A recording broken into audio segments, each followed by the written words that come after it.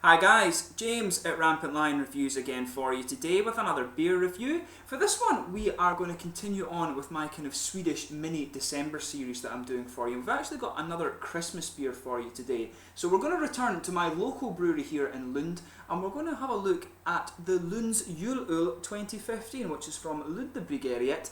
And the one last year, they release a new edition of this Julöl every year, and the one last year was actually a 7.1% Belgian ale, but this one is only 4.5%, and I'm not really sure exactly what to expect from this. They've got posts on the Facebook page and things about this beer, but it doesn't really say what style it is, so really quite interested to see what this one's like. And I'm actually going to have to tilt it again on the video because otherwise it will really, the light on it will really hit it and it will shine. So this beer, if it looks a bit weird, it is tilted there. That's my feat of engineering for the day. But anyway, as is usual with my beer reviews then, I'll tell you a little bit about the brewery. If you do want to get straight to the tasting, just fast forward. All the usual website links are in the video description below. That's the brewery website, the links to my other reviews that I've done from Lunda Bryggeriet before. At this point I've only reviewed the red ale, or Röda, but I will return and do some more in the fairly near future. Maybe there are other Christmas beer as well, but there's also all the social media things down there as well. So the Facebook, the Twitter and the Untappd profile for the channel. So feel free to get in touch with me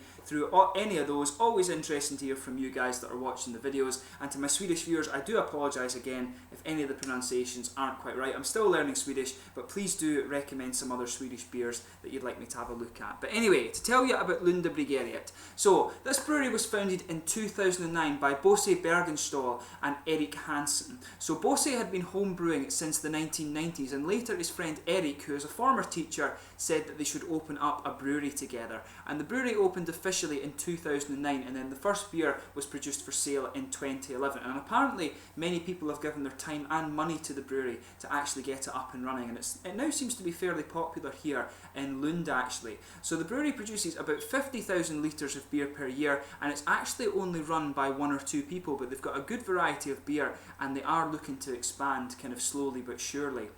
And interestingly, one of the interesting points about this beer is that Bosse also produces his own malt for the brewery, and he has over 15 different varieties of this. So when you try a beer from Lunda Bryggeriet, it's actually you are getting a very good bit of locality here from the southern Skåne region in Sweden, so it should be a really quite nice beer. But just to list the other beers you can get from Lunda Bryggeriet, you get the Pilsner beer, Svartpetter, which is a Doppelbock, Hög Standard, which is an IPA, Redig, which is a light beer, Björnesover, which is a brown ale, Lunda Folk, which is an English pale ale, Besta Lagern, which is a lager beer, Flugende Tunen, which is a bitter beer, Piraten, which is a pale ale, and also Röda, which is a red beer, and that was the one I reviewed for you before, like I said. So without further ado then, let's get stuck into this guy. So as I said, this is a 4.5% beer. I'm not sure what style this is actually. As I say, there wasn't this one listed on the website. The 2014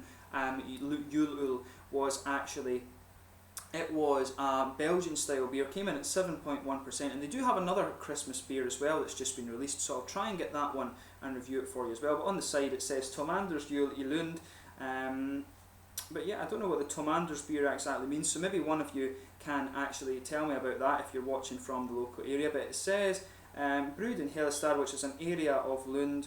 It's got pale ale, Cara Red, Cara Munich malts, and it's also got melanoidin and sour malt in there as well, and it's hopped with Goldings and Centennial hops, so it should be really quite an interesting beer for us to have a look at. It should be really quite cool actually. If it's got those kind of hops in it, I'm expecting something that's kind of earthy and quite light actually. So I'll just bring up the camera and let you have a little quick look at the artwork of this before we open it up.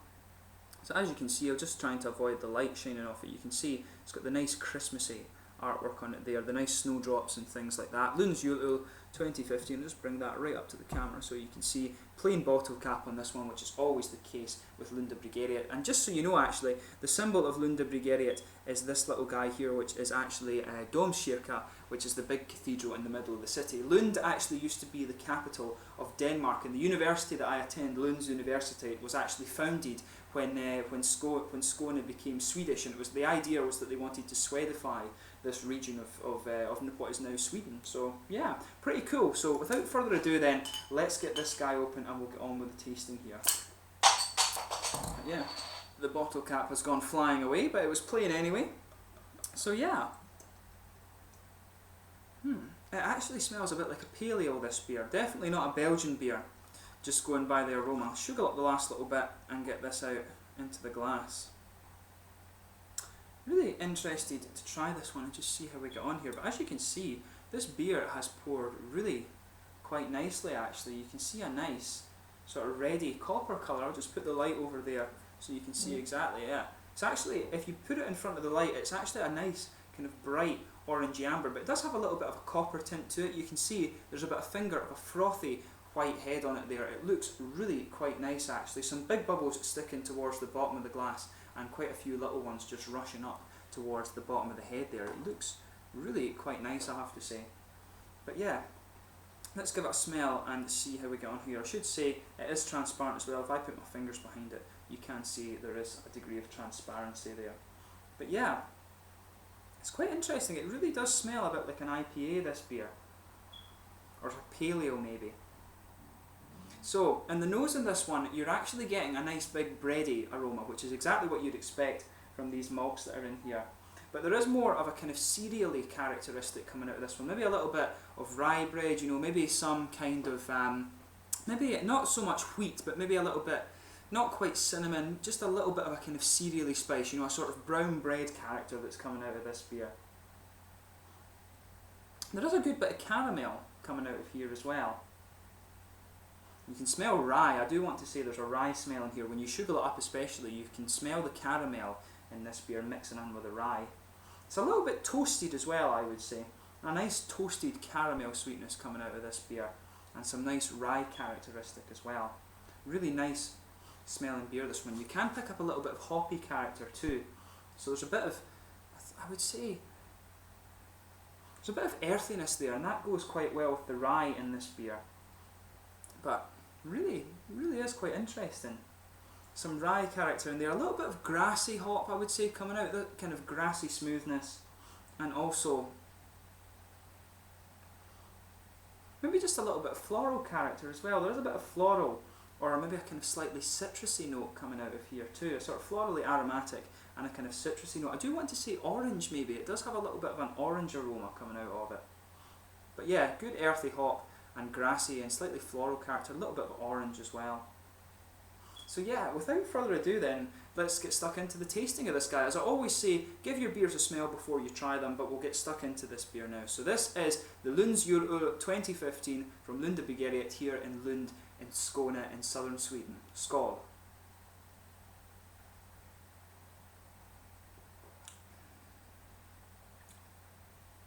Now that's quite interesting. To me it comes across as some sort of pale ale.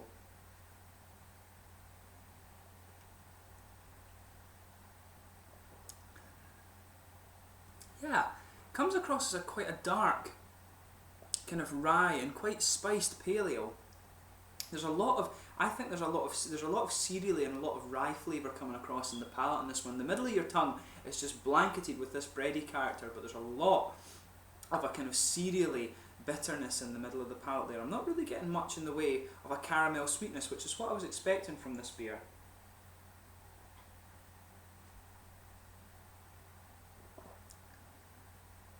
But I remember the red beer had this really nice kind of sort of almost rye, kind of brown bready character to it, and that must be these malts that Bossy makes for the beer. They come across as really nice. It's a really kind of interesting twist on some of these quite established styles of beer.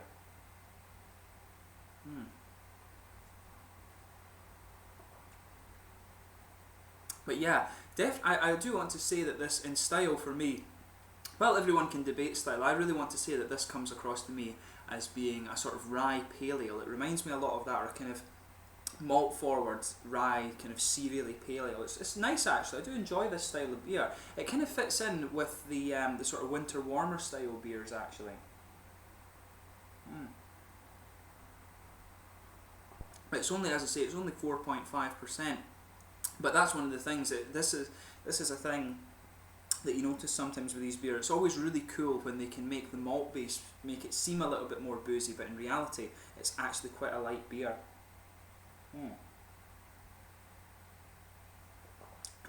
But yeah, like I was saying with the flavour, the middle of your palate is just blanketed with a really nice big bready character. There's a good bit of cereally flavour in there too. At the back corners of the palate there's some earthy character. Then as you move further forward there's a nice smooth grassy flavour coming out of this beer. The hoppy characteristics of this beer are very grassy and very smooth, and as you go around the front curve of the tongue it becomes just a bit more floral and a little bit kind of spicy in that regard too. Really nice actually.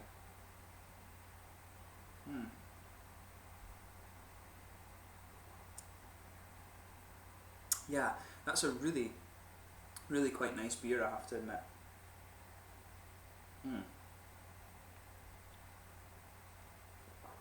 Yeah, if you go just behind the very front of the tongue there is a little bit of a fruity ester character coming out of there. Very kind of mild citrus, maybe just a little hint of orange, but overall the main components of this flavour are the big bready and sort of quite spicy cereally characters coming out of this beer. Quite a spicy rye flavour is prominent in this beer, but as I say, this to me comes across as one of these sort of winter warmer paleos, and it works really quite nicely for the beer, I would say. So yeah, definitely an interesting one, so I would give it a go if you get the chance. And I would like to know more about the Tomander's Julöl actually. That would be quite an interesting thing to know. Tomander's actually is a kind of private dorm for male students here in Lund, and it's one of these kind of, it's almost like the thing at Oxford, the sort of Bullingdon Club or something like that, one of these elite kind of dining societies, and Tomander is the that's where I know the name Tomander from actually. But yeah, really interesting beer this one. So in terms of the mouthfeel, I would say definitely mid-bodied. There's a nice kind of smooth carbonation to it as well. It blends in quite well with the sort of the kind of big cereally characters and the bit of dryness in there. It helps that kind of smooth out over the tongue. The cereal character comes in quite bitter, and then it just smooths out as you move into the aftertaste. And the hops in this beer are actually quite smooth as well, but with the little exception being that kind of dry character at the front of the beer. Really quite nice, I have to admit. But yeah, in terms of the mouthfeel of this one, really nicely done. I would say slightly oily mouthfeel, quite dry around the very front of the tongue, but otherwise a little bit of dryness in the middle of the palate, like I said, that smooths out, and the back corners of the palate where the earthiness and the grassiness comes out, that's very, very smooth as well. The carbonation is fairly light in this beer too. So overall, it's quite an interesting one, and I would recommend this to anyone who enjoys sort of rye pale ales and these kind of more sort of malty forward Christmas beers. Those kind of things are what are kind of similar to this one. So this is a beer you would enjoy if you're into that sort of style of beer. But overall, it's another interesting one from Lunda Bryggeriet, and I have to admit, I do like that little quirk in their beer where they've got the kind of local malts and things, and it has that nice cereally character. It's a nice little twist on the beer, and I'll need to try their other ones and see how I get on with those. But another really, really good beer from Lunda Bryggeriet, and it's always cool to visit your local brewery when they do something new. But anyway, I hope you've enjoyed this beer review. Another really cool one. As I say, give it a go if you enjoy rye pale ales and that sort of thing. This could be a really interesting one. How widely distributed outside of Lund this is, I'm really not sure. Maybe you can order it through Systembolaget. Not too sure about that. Some breweries like to keep it local. Not sure if Lunda Bryggeriet are exporting that far wide through Systembolaget yet, but I'm pretty sure you won't find this outside of Sweden, maybe in Copenhagen, who knows. But do give it a try if you get the chance. It's a very interesting one, and they do have their local malt varieties. But as I say, I hope you've enjoyed this beer review. As always, please let me know your own thoughts on it in the comments section below if you do happen to have tried it before. Always interesting to hear from you guys that are watching the videos. But until the next one, please like, subscribe, share, all the usual YouTube stuff, follow the social media things. Interesting to hear from you on there, but most importantly, go and check out Lunda Bryggeriet, try some beers and support your local breweries. Skål just now.